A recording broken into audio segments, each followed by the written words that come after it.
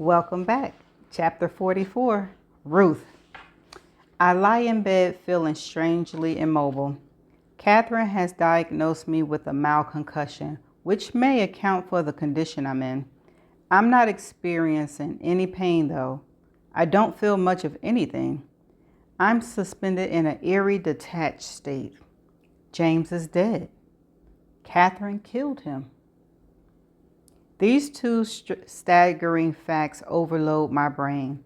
It feels like every time I try to comprehend them, my mind short circuits and brings me back to the safety of numbness. Now, is she going to leave Catherine like she left James after witnessing James kill the coach? Catherine is behaving the opposite way. She seems acutely focused and energetic. She has even taken over the planning necessary to keep us safe, seamlessly stepping into the role I held for so long. She knocks on my door, then opens it without waiting for me to invite her in. I found a good place to bury him. She walks over to my bed and shows me a map on her phone.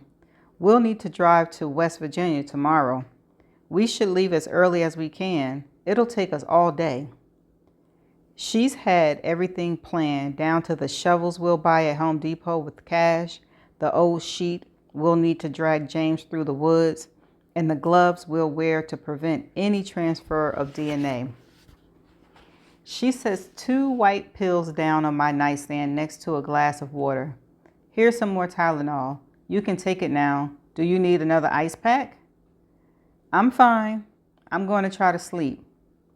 I'll wake you up in a few hours. Standard concussions protocol. I'm glad she warned me. I would not want to wake up abruptly and see a figure looming over me in the night.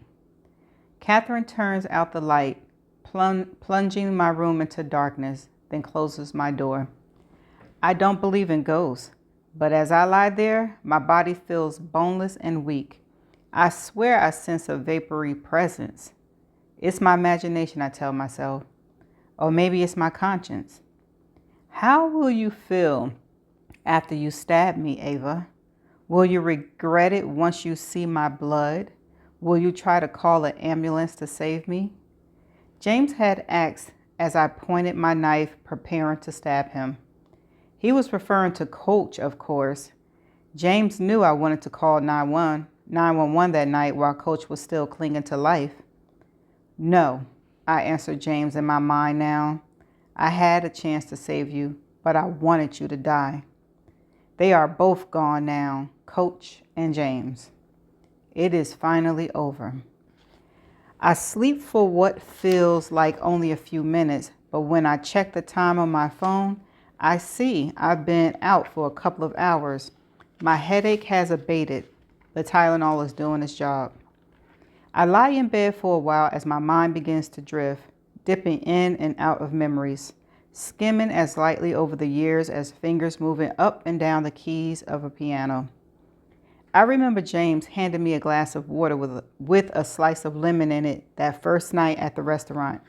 I see myself holding Timmy on our front step, promising to take him to Italy and eat gelato every day. I see Coach staring at my body, his eyes roaming over it like he owns me. Then one memory rises above the rest and takes hold. What could it be? I find myself homing in on it as the sights and smells and feelings drift back to me.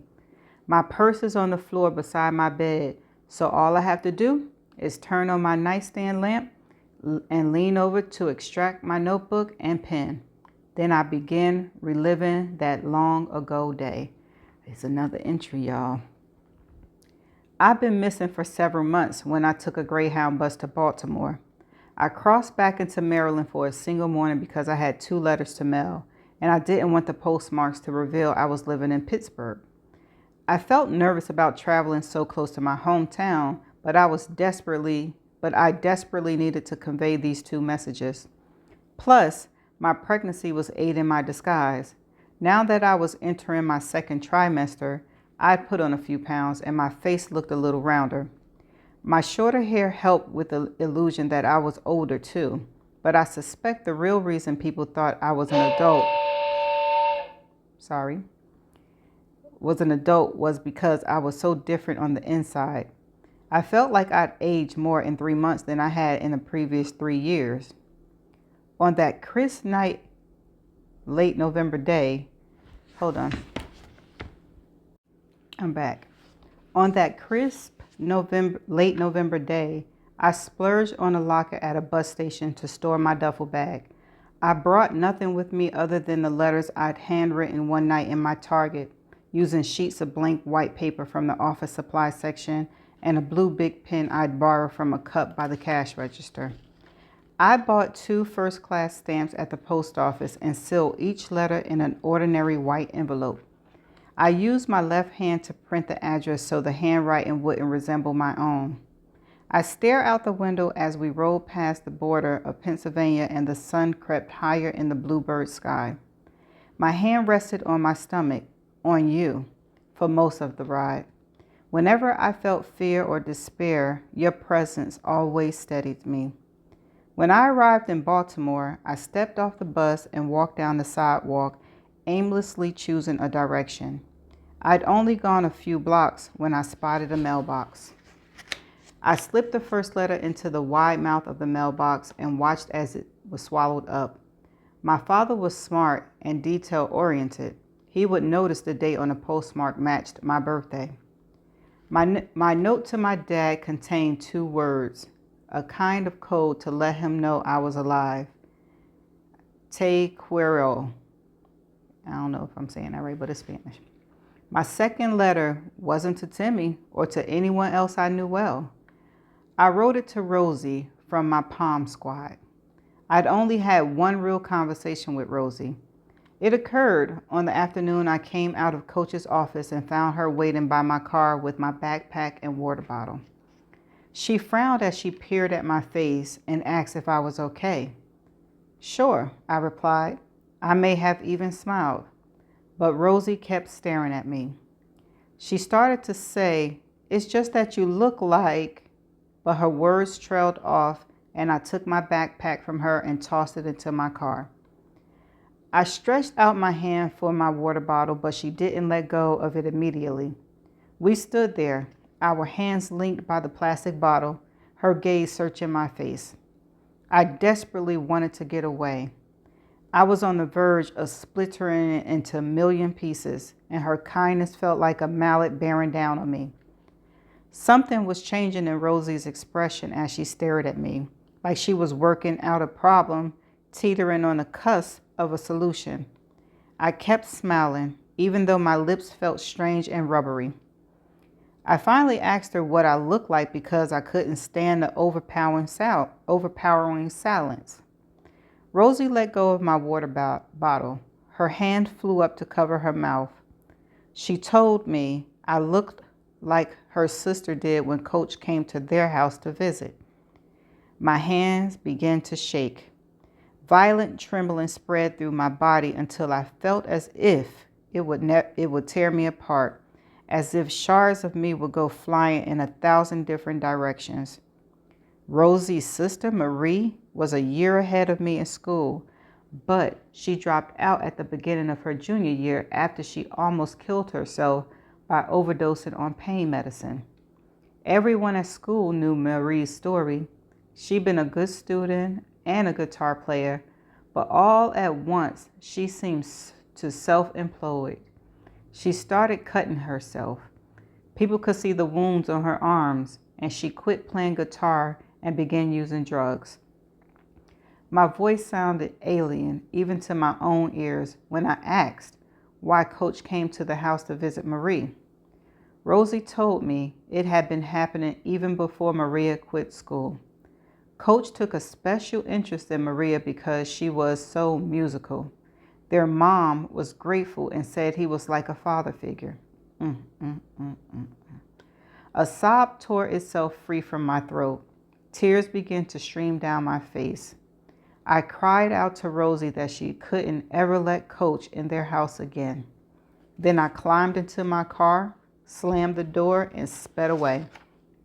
In my rearview mirror, I could see Rosie still standing there. Of course, I wasn't the only girl Coach abused. There's always more than one. My note to Rosie was brief too. Timmy Morales' mother hurt him. Help him.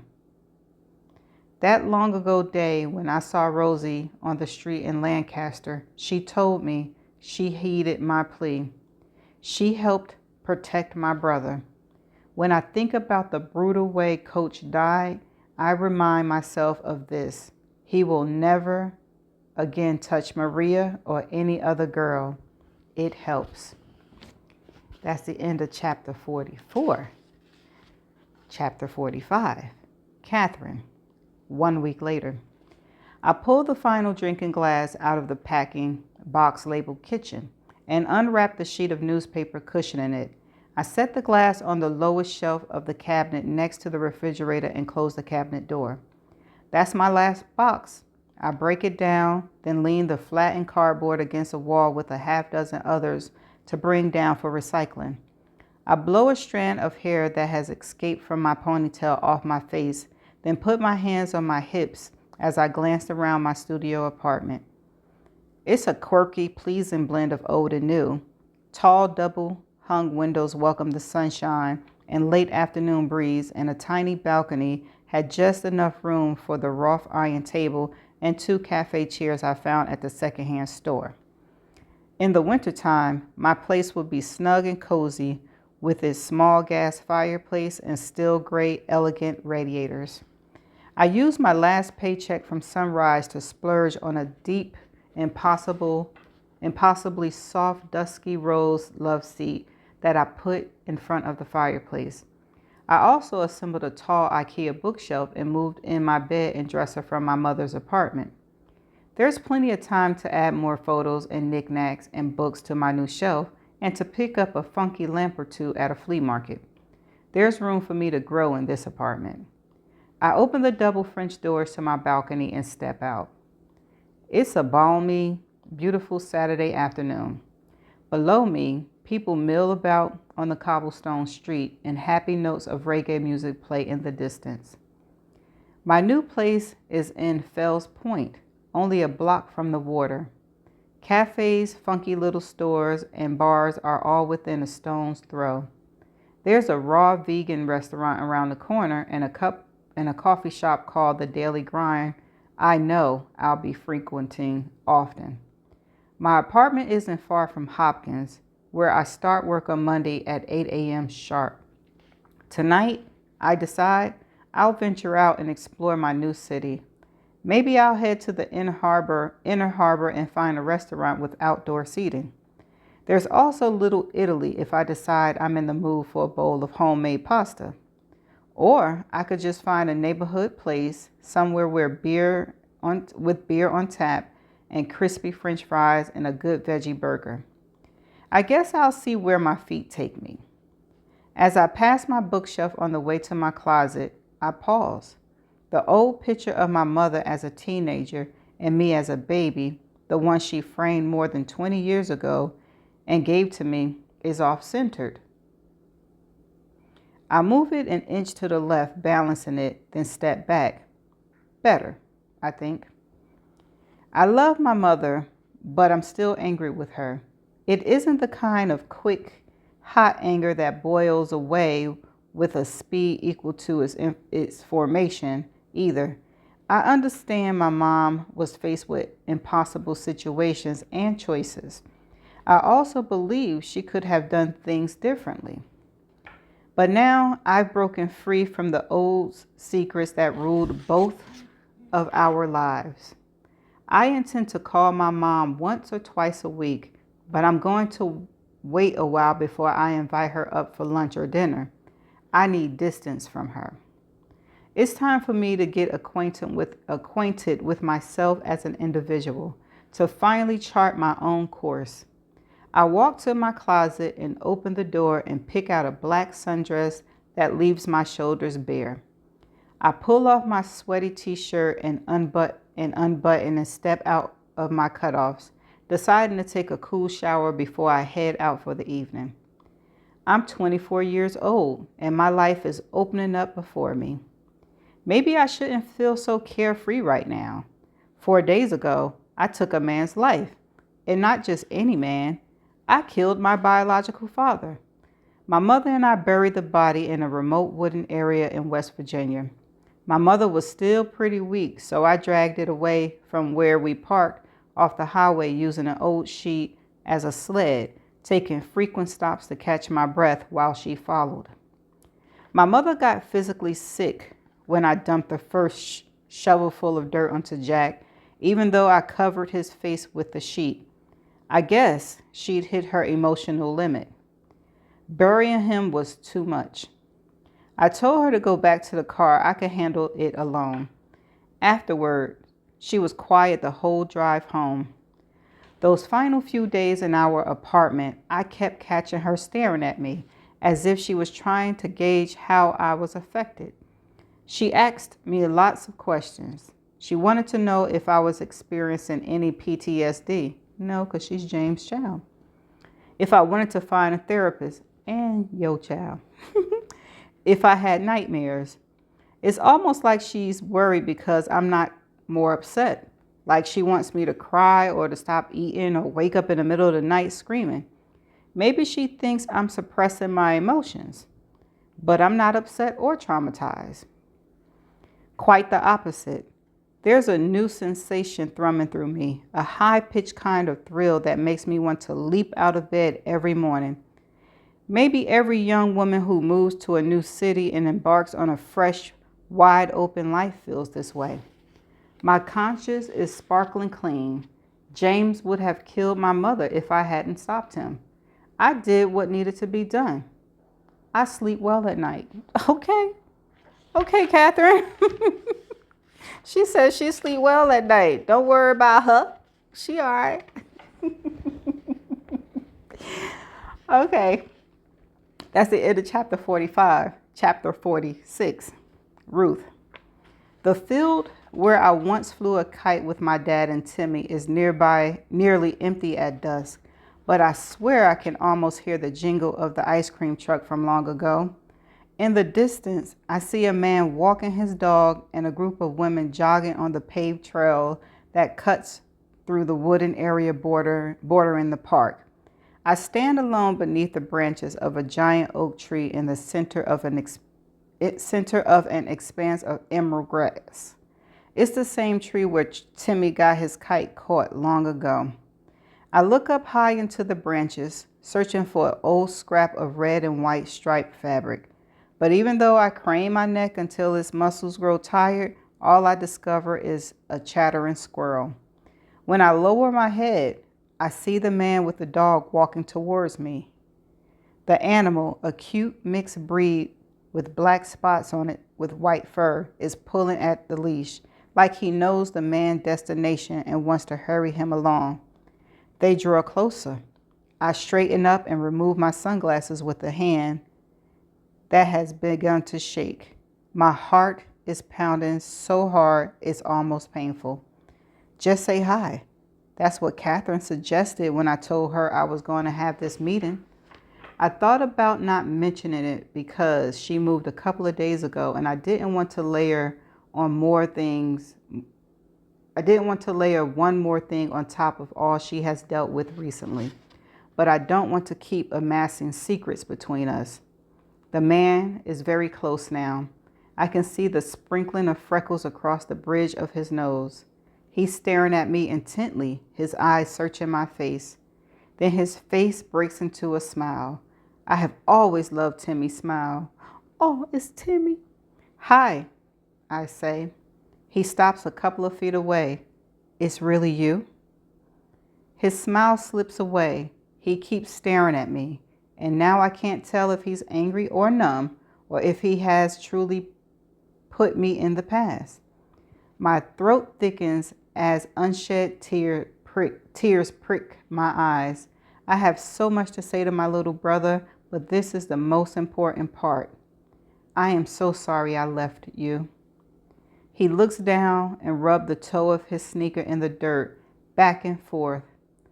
I cried every night at first. Then Dad told me you were okay. Where did you go? Not far from here. I got a job and then I rented a room and eventually I got an apartment. Things worked out in a way. He nods slowly. Things worked out for me too. I'm married now. Her name is Jenny and we have 2 kids. He touches the gold wedding band on his left hand. Then he stretches out his hand to me. Want to go for a walk? His hand used to be so soft and little when I held it as we crossed the street. Now my fingers are swollen up in his strong grasp, and I can feel the calluses on his palm. My heart is full and aching at the same time. We walk in silence across the grass. Sometimes there is so much to say that words aren't enough. The evening air is soft and mild, and in the distance a bird is singing. I know this moment may be all I'll ever have with my brother, and I want it to last forever. But all too soon, Timmy says, I'm parked over this way. Timmy, are you about to turn your sister in? And points towards a silver Honda minivan that's in the back of the deserted lot. Maybe this is overwhelming for Timmy, I think. After all, I was able to glimpse bits of his life throughout the years, but he has no idea what became of me and who I became. He doesn't even know I have a daughter. We pause at the edge of the parking lot.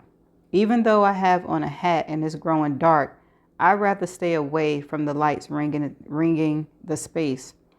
Timmy lets go of my hand and turns to face me.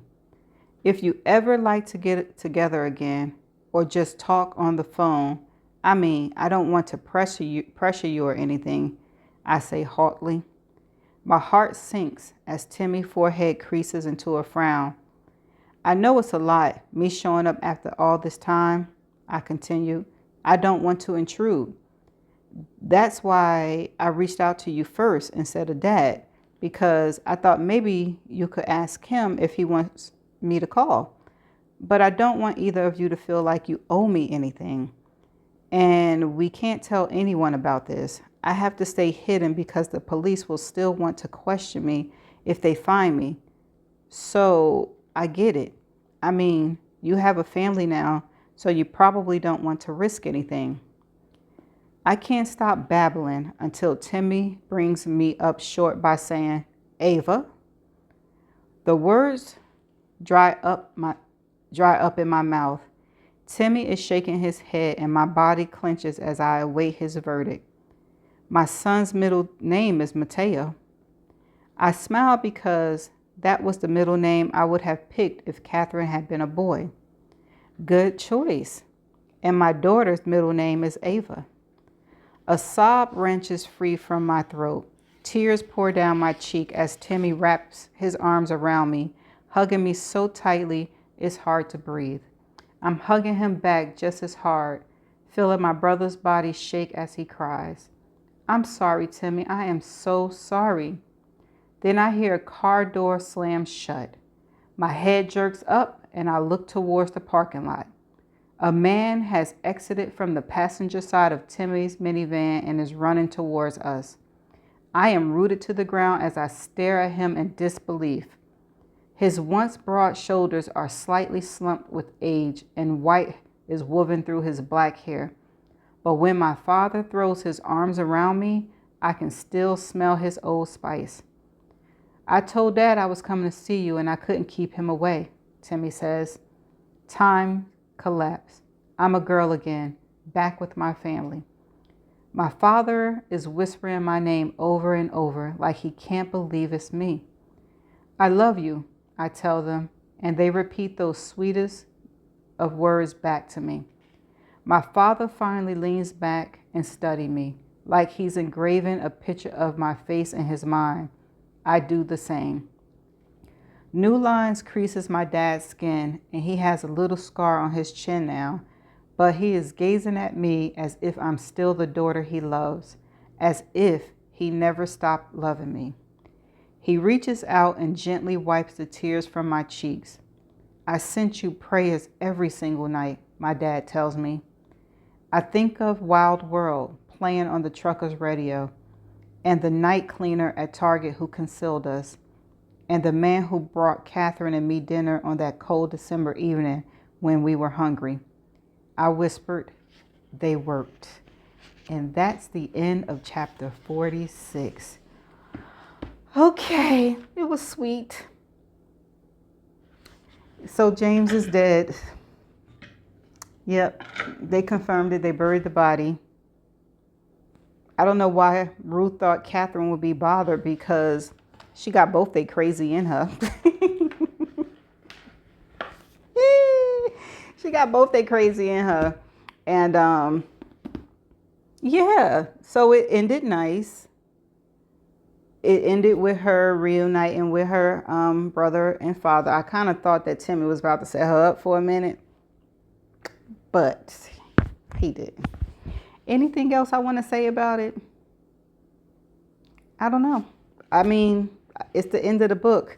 So tomorrow will be the epilogue, and then my final thoughts, and then my ratings, which is something new I'm going to be doing. I'm going to rate the character, the plot, the writing, and then my overall rating out of 5 stars. So I shall see y'all tomorrow for the epilogue.